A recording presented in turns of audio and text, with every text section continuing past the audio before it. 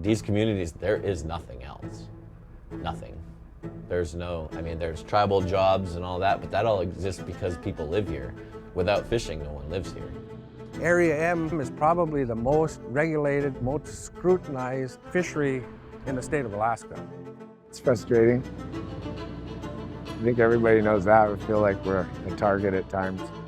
10 years ago, King Cove was a happening place in the summer. Now it's probably 75% less of what we had.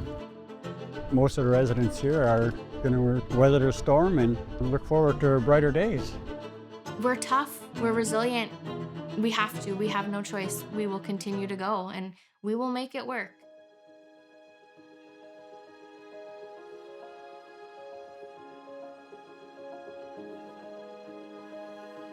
Communities like King Cove and Sandpoint, located at the intersection of the Pacific Ocean and the Bering Sea. In these towns, far from any connected road system, fishing isn't a side industry. It's how Indigenous families stay, how the local economy works, and it's a way of life. I think I earned my first paycheck. My dad felt sorry for me, so he let me go. He didn't want to see me crying on the beach anymore, so he took me seining, and I was the dishwasher. Oh, it was a big payday. It's not a job, because you're born into, it's a fishing society. It's just a part of life. When boats are fishing, everything around them moves. Stores, cafes, schools, city services. But when fishing slows down, the whole town feels it. We are at our busiest when the boats are in from fishing. But without the fishermen here, we would not make it. We would probably have to close our doors. I mean, it's that apparent. That economic ebb and flow is as natural as the tide for fishing towns. But fishermen had been earning less for decades, leaving them with little cushion when an unexpected pressure hit. The sudden closure of Peter Pan, the year-round processing plant in King Cove. That's a whole different hardship over there. I mean, if you would have said that something was going to happen to Peter Pan 10 or 15 years ago, people would look at you like you had two heads. You know, I mean, that was totally unforeseen. Even if you weren't a fishing family, I would say Peter Pan impacted your life in one way or another. And so it's just affected everybody from the ground up. Because Peter Pan was more than just a business. It provided essential community infrastructure, and their absence has made everything harder. Families now are moving to find more reliable work, more reliable jobs, and they're taking their families with them, which, lowers school enrollment, which affects our community. It's just was that one puzzle piece that kind of was holding us together. The closure of Peter Pan changed King Cove overnight, and the effects of that have rippled to every other fishing community in the region. Peter Pan closing in King Cove contracted the Sandpoint economy dramatically. I mean, geez, half the boats in this town fished for Peter Pan. So they lost their markets. But you just eat it because, we gotta all stick together. You know what I mean? But despite the region pulling together, this shutdown landed on top of a second pressure, one that's been building for decades. A statewide fight over a fishery called Area M.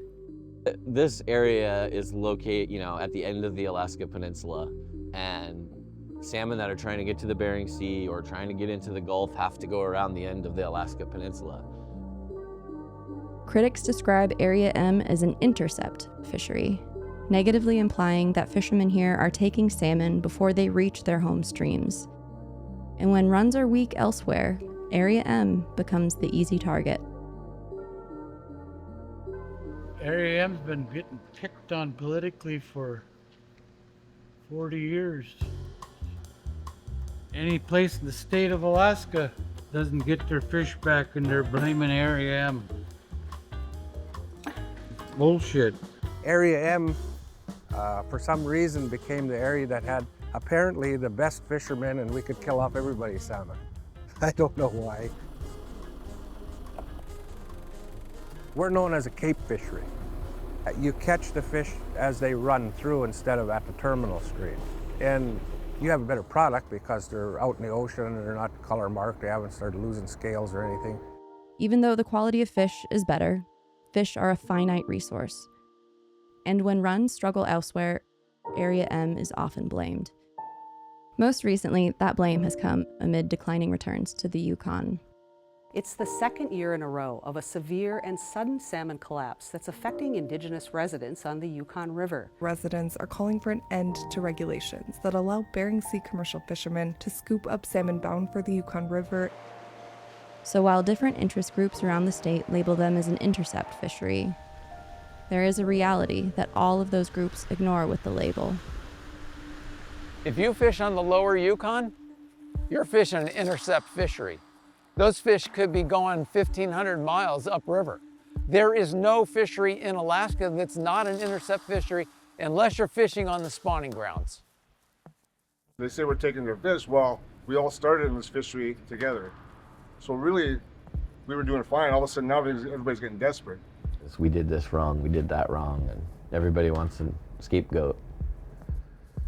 Last year we were allowed to release Chinook salmon in the salmon fishery. This year, for some reason, we aren't. It's some politics that wants to make us look bad. They're perfectly fine when we catch them. Let's release them so they can go on to spawn. Nope, keep them all. Almost all of the rest of the state is releasing king salmon, and we're forced to keep them. The fish are still dead. They never got back where they're supposed to be gone. So I asked them, I said, so is this what we're doing again? Now we're gonna kill all the kings so you could count how many we killed, but it's not gonna help the spawning beds at all, is it? And there is no place that's had better genetic study than Area M with the WASP study. WASP, a huge multi-year study done by the state of Alaska, shows that Area M gets some fish from all over, including from Asia. And it shows that pretty consistently, the total number taken from fish returning to the Yukon and Kuskokwim rivers is on average less than 4%. It does not explain the problems that the Yukon is having. But I think that the global warming is really dealt a heavy, heavy blow to the interior. You could stop Area M totally, just shut them down, and it's not gonna deliver what they need to those systems. The simplest thing that we've always said since the beginning is go by the science instead of the politics. And the local, mostly Indigenous fishermen have to live under the weight of those political decisions. We're all native or Aleut from here. And most of my family, which is a bunch, there was eight Gunderson brothers, and they're all, most of everybody's left because the opportunity is not here. It's just everybody's getting weeded out because of lack of fishing time and just the effort. You can't put the effort anymore because there's not enough time like it used to be. So rules like how long fishermen can stay out on the water, they're determined by the Board of Fish. But if they're changed frequently, it's not always easy for fishermen to keep up. Mike, what were we before? Were we 36 on and 39 off? I can't remember what it was before. The windows have kind of changed. 48 on, 36 off? It was 36 on, 48 on, and then at the end it became 48. Back in the day, yeah, we used to have more. 48 and 36 or the something. openers was always 48. Yeah, the windows have been adjusted by the Board of Fish just in negotiations. And fearing another round of changes, the fishermen decided to take a different tact. But the fishermen did elect to do this adaptive management program where they try to stay off chum, particularly in June, and they've been effective. The Seine fleet has organized a self-management system where if we're seeing a lot of chums, we take time off out of the open periods. We'll voluntarily stop fishing for sometimes days to avoid chums, to allow them to pass, because our target is sockeye. And that's been super successful in lowering the overall harvest of chums for the last 3 years we've been doing it. And they've taken it upon themselves to do a management of the area and the fleet. Our fishermen are local. You know, they're not flying in to grab their boat and go out and fish a bunch and then leave and go back to their houses. They live here. They know when, you know, there's not enough escapement. We want to preserve this fishery just as anybody else does. We live here.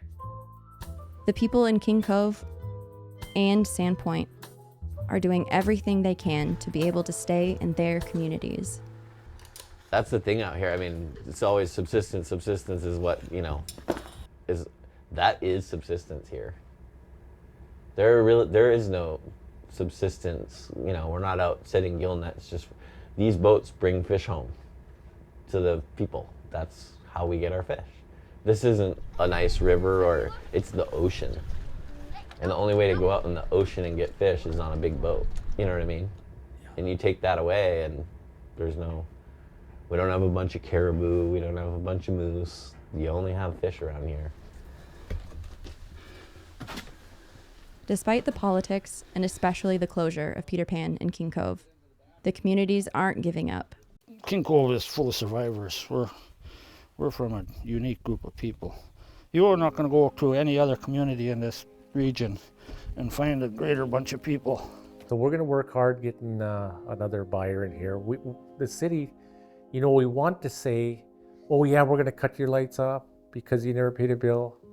No, we want to work with the new buyer here to be able to make them feel at home instead of saying, oh yeah, well, the bank cut us off, we're cutting you off. Okay, that's what happened here. With the fishermen, we're eating it right now. But we have other people to come in and help and buy fish. We still have the boats to do it, so we're going to make it work. They can't vote their way out of weather. They can't control markets. And they don't control decisions made in boardrooms or political meetings. But they do have each other. It's our livelihood, but it's more than that. It's our culture. It's a piece of us. It's a piece of our family. We're tough. We're resilient. We have to. We have no choice. We will continue to go, and we will make it work.